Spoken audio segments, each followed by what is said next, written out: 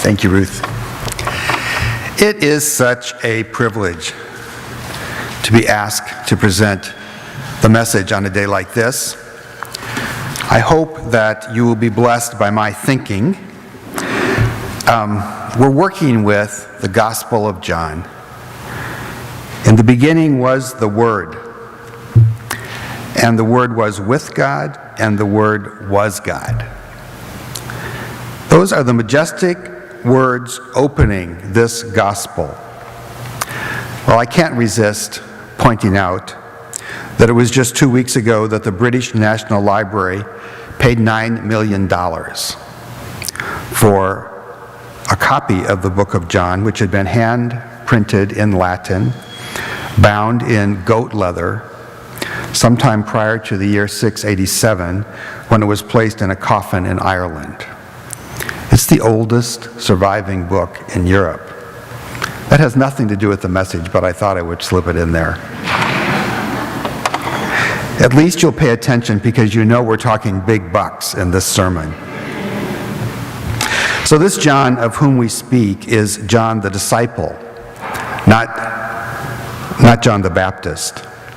And by church tradition, John was cousin to Jesus.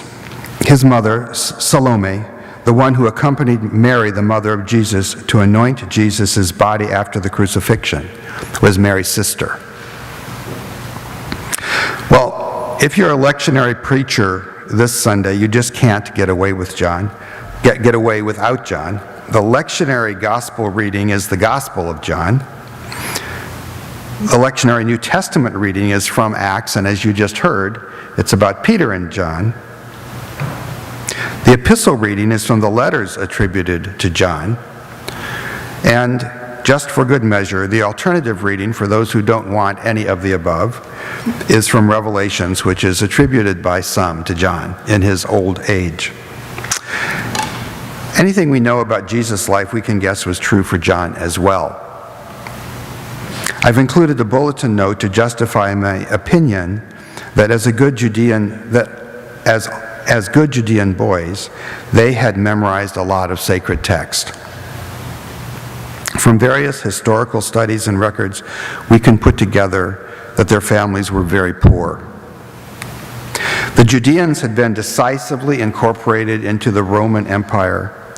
Except for the Temple Hill, the crest of every rise was crowned by a Roman great house, and the agricultural land was taken over by those estates.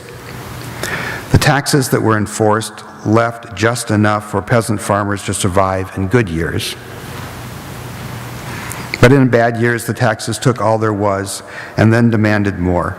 To get cash, peasants could sell their land to the ever-ready Roman real estate consolidator, or they could wait until the Roman centurion showed up and drove them off their land. Being landless produced obvious economic hardship and desperation. But perhaps even worse, it estranged them from their own cultural heritage. Think for a minute about all the agricultural